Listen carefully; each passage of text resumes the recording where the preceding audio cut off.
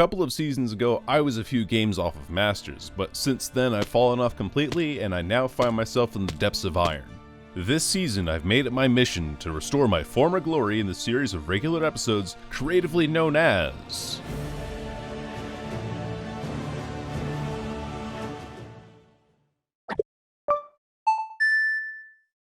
So I'm in Silver now. Whoops. Following the end of last episode, I tried tinkering around with a handful of other decks and also came to a better conclusion on why the Elise Nora deck wasn't working out for me. First things first though, the other decks that I tried and how they did. I ran this Tristana Jax Nora Bandle Tree list, which I called the Tree of Acacia, and went 1 for 1 with it. It lost to Jax Vi concurrent timelines and beat Bandle Tree's historically greatest matchup, Darkness. I never felt like I was out of units with this deck, consistently had a wide board, and had pretty good success in terms of hitting the regions that I needed with the Bandle Tree. The problem was that the portals served as more of a detriment rather than a complement. Sometimes these portals would pop in and give me a unit for a region that I already had, and I often found myself obliterating units on board to make hand space. Having a full hand sounds like a weird complaint to have, but really the problem was that a lot of these units were units I didn't need or want, but had to play out of a sense of necessity. It's not the worst list that I've ever played, but it definitely doesn't feel all that competitive, especially since I only beat Darkness because my opponent didn't count their mana correctly and neglected to use Darkness when they had Ishtali Sentinel on board. Then, because I'm a sadist, I played Nora Nami for 2 games, one of which I instantly surrendered because I refused to play against Kaisa, and the other list was our old friend Yasuo Leona, which we beat thanks to my favorite champion Curious Shellfolk. Deck list number 3 was Absolution's Jhin Kennen list, and while I understand how to pilot the deck well enough, I never drew a champion in the game that I had against Kaisa. In the game I had against Evelynn Nora, I lost to my opponent's 2 copies of Minimorph, and the rest is history. To recover from the residual concussion I suffered after facing Kaisa, I whipped out my favorite deck of all time for one match, Ziggs Talia, and handily beat an Ornn Vi Timelines deck. Knowing that Ziggs Talia would not survive in an interactive mid-range meta, I swapped back once more to Nora Elise for 2 matches, and went 1 for 1 again. First match was Kayn Akshan, which had every interaction spell under the sun, even when they were down to only 2 cards in hand. The other match was against this abomination, and I won by virtue of having better cards, I guess? Really the issue I've been running into or not understanding about the Nora Elise deck is not knowing what its win condition is. Sure, I can summon a bunch of units and level up Nora and have a swarm-like board available, but Nora herself crumbles to any piece of interaction, and it's hard to push for damage when the only thing summoning powerful units is off of your board. Having had enough of messing around with RNG, I grabbed a Caitlyn Trundle Timelines deck and went 6-0 to get myself into Silver.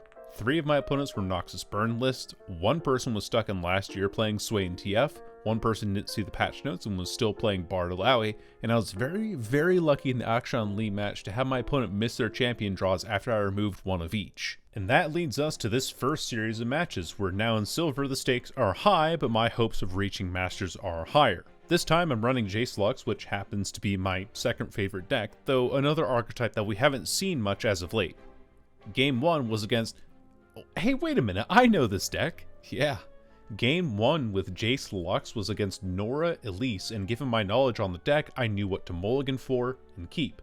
I deftly handled the Nora on mana 2 with a Mystic Shot that I kept in my opening hand, and on the following turn, this weird trade happened. My opponent played Vile Feast on my Forge Worker. I wanted to refund some of my mana with single combat, so they used Glimpse Beyond on their Teamaker?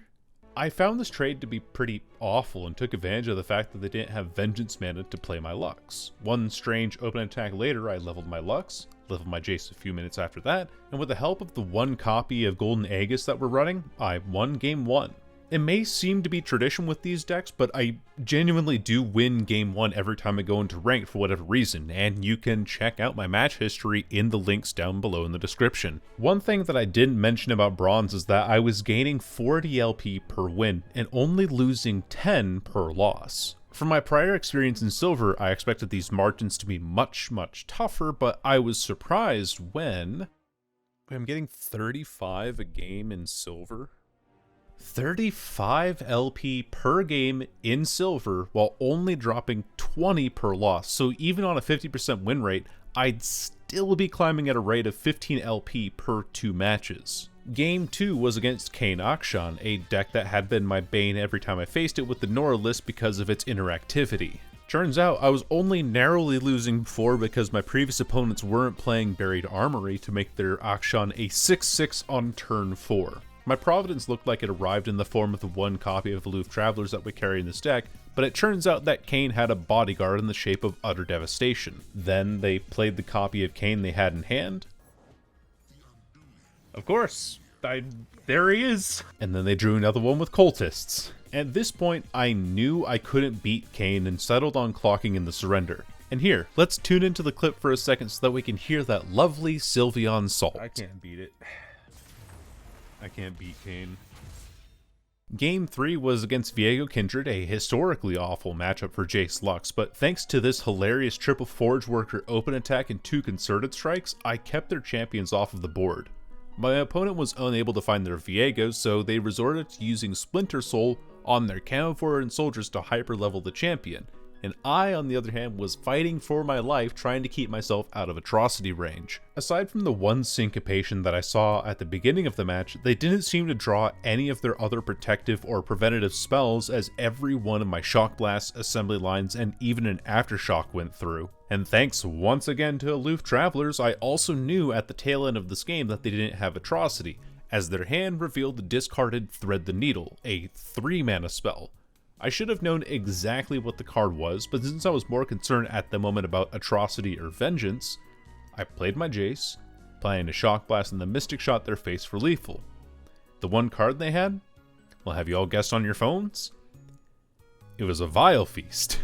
The next turn they drew Glimpse Beyond, I threw the Fated Mystic Shot at the Spiderling to prevent the draw, dropped my assembly line onto board knowing full well they had an empty hand, and seeing my board as lethal, my opponent surrendered and I finally took home the victory over an archetype that had been the source of my Jayce Lux and Talia Zig's loving nightmares. As the games went on, it seemed like my opponents were continuing to drift further away from the meta, since Game 4 saw me face Ashe Gwen, not Ashe Thresh or Gwen Udyr like we saw briefly last season, Ashe and Gwen. My brain automatically associated the regions with the cards that we saw most frequently in those regions, and I was partially correct. On one particular open attack, my opponent and I played a game of rock, paper, scissors, and I think it ended in a draw. They attacked with Gwen, I blocked with my Lux. They used 2 copies of Inner Beast to pump their Gwen to kill my Lux. I responded with Sharp Sight. They used Fury of the North from 3 Sisters, and then I stopped their shenanigans altogether with Prismatic Barrier. If you're keeping score at home, my opponent spent 9 mana to try and kill my Lux, while I spent only 5 to keep her alive, and I leveled her next turn. Their Gwen also managed to level up off of a Flash Freeze that they used on one of my units that allowed her to trade freely, to which I countered with firing 14 points of damage directly at her face. I don't think they were very happy with my proposal, as they fired an extremely late Vengeance at my Jayce, who was very clearly not the win con for this match. And well, the game ended half a minute later in my favor. Game 5 was another loss. And I'm telling you this right up because the match was so incredibly dull that I was more insulted by the time it wasted rather than feeling like I had lost a close match like the Kindred Viego one from earlier. My opponent was playing Caitlyn. Just Caitlyn. With Ionia. I had never seen this list before, so I went in not knowing what to think of it. Turns out, the whole idea of the deck was to use Evil Imperfectionist and counterfeit copies to churn out multiple copies of Mina's Swiftfoot, with the end goal being to mill the opponent's hand and deck. With the hand and deck milled out, the flash bombs eventually became free Mystic Shots, removing my units, as the low card count meant that more flash bombs were stacked towards the top. Cool concept, but I feel like it mostly only worked against me because I had particularly expensive spells to play and had troubles emptying my hand. Despite dropping down to my final 10 cards, I only ever found 1 copy of Jayce the entire match, so the late game punch that my deck had to offer over the constant recall with 7/6 quick attack unit shenanigans just simply wasn't there. This was the longest game of LoR that I ever remembered playing. The Kindred Viego game was around 16 minutes in length, and that one took us down to our final cards in hand. The Ashe Gwen and Nora Elise games were 10 and 12 minutes in length. Meanwhile, this Caitlyn deck took nearly 25 minutes to resolve. I have to ask, why? Is it really worth playing a game that's twice as long as any other match just to get 35 LP? You're basically working for 1 LP a minute, and even then that's if the combo works in other matches. Unfortunately, since I have a limited amount of time to write, record, and edit for this series, I had to call things there for Jayce Lux, leaving things off at 3 wins and 2 losses. I was trying to think of what deck to play next and came to a terrifying conclusion.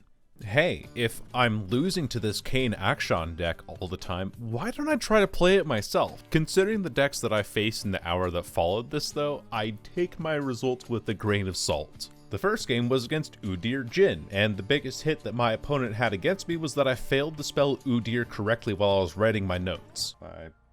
Dyslexia, I wrote Udyr as you dry. Things got interesting pretty quick though. Thanks to Vulpine Wanderer being the best card in this deck, my opponent's board got very tall very quickly. And despite giving vulnerable to the Wanderer herself, I was so incredibly worried about Troll Chant that the only attack I had in the first few turns was swinging with Kayn on mana 5 into an unbuffed Solari Sunhawk. Turns out, I was right to be worried, as my scouting out with a Merciless Hunter got that card out of their hand pretty quick. It's possible that they drew it later, but they held exactly 2 mana on turn 3, and I wasn't about to take my chances. It also turns out that guaranteeing a champion draw with your Runeterra Origin is pretty powerful, as I perfectly pummeled another Solari Sunhawk into the pavement and leveled my Kayn. A turn of awkward silence in the wake of bird violence followed, quickly broken when I made my point clear by killing an Omen Hawk. I've seen Murdemic. I know what those fuckers can do. Jhin, the bird ally, which I'm pretty certain is his title, dropped on the board the next turn, having gained +2/+2 from the Avians. But you see, my opponent made a mistake in ruining Jin's theme and then tried to ruin it further by turning him into a furry. Bear stance? This isn't basketball, Frank, what are you doing? I made it up to Jhin by using 4 mana, in Quicksand and Momentous Choice, to put him out of his misery. There, Jhin. I'm sure someone will find a good deck for you someday. Speaking of good, can we talk about how good Darkened Bloodletters is? Thanks to the card, I was able to force a Troll Chant out of my opponent with my Merciless Hunter. Then, the Bloodletters summoned a 1/1 that tanked the Jhin stun, while another one I had in hand summoned the 7/7 Overwhelm card that I used to kill Jhin, that turned into Bloodletters again. Why is this card so good? My opponent decided to throw a Hail Mary into the mix and then surrendered 30 seconds later. Match 2 was against Ornn Braum with Demacia. I told you these matches were bad. These matches also felt incredibly easy because even when I don't have him in my opening draw or in an opening predict, I still always manage to draw Kayn naturally. My opponent had the power of geriatrics on their side, however, as one buff led to another, and before I knew it, Favored Artisan was a 5/5. Make that a 6/6. Shocked by the absolute girth. No, that's not right. Shocked by how thick this grandmother was growing, I misplayed by not fully sending my board into the next attack. I had mana to deal with combat tricks and needed to cut down on their board, so I guess I was in awe at the size of this old woman. It didn't matter though, and I leveled Kayn with Desert Duel. Oh, by the way, did I mention that we have 3 copies of Desert Duel and 3 copies of Furious Wielder in this deck? Now you know. A couple of minutes later, I still didn't feel like I was out of the woods, completely because I didn't know what my opponent was playing. Heck, you look at a deck combo like this and tell me you know what to expect. For me, well, I was expecting a second Troll Chant at some point, but was handed the win as my opponent disconnected instead. 2 games in a row. That's gotta be an Academy record. Game 3 was against... Uh-oh. Yeah, I tried my best to clear things off my opponent's board, but ended up misplaying this match pretty heavily. There was one cool play that I made by using Furious Wielder to deny a homecoming on Kennen, but my opponent couldn't stop drawing Kennens. I got hit by Lightning Rush on 2 separate occasions, and while I can be mad that they top-decked the Kennen that Lightning Rush created, there were some misplays that I made along the way. First, I didn't play to my deck's strengths. I didn't force answers out of my opponent as often as I should have, and ended up losing to my own fear of losing Bloodletters by not clearing the Dark Enthralls off my board. Ideally, what I should have done was throw a Heedless Resurrection early on to force them to use Nopify or Deny and keep them on a consistent backfoot. My board was already strong enough at this point, and I kept playing scared of cards like Concussive Palm and Homecoming when I knew they didn't have one. How did I know, you ask? Well, the first and only Homecoming that they used was created off of Telstones, and since we saw them use Lightning Rush and then another one that was labeled as created by Kayn, we should have known that their protection options were limited. Surely if my opponent wanted to protect their units, they would have played Return or Recall sooner than burning 5 mana on a Last Resort type of card.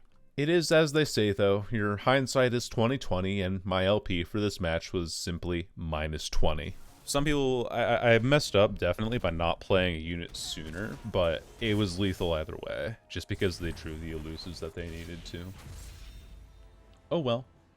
Shaken by my defeat, I immediately stumbled into my 4th match, and it was against what I presumed was Sentinel's control.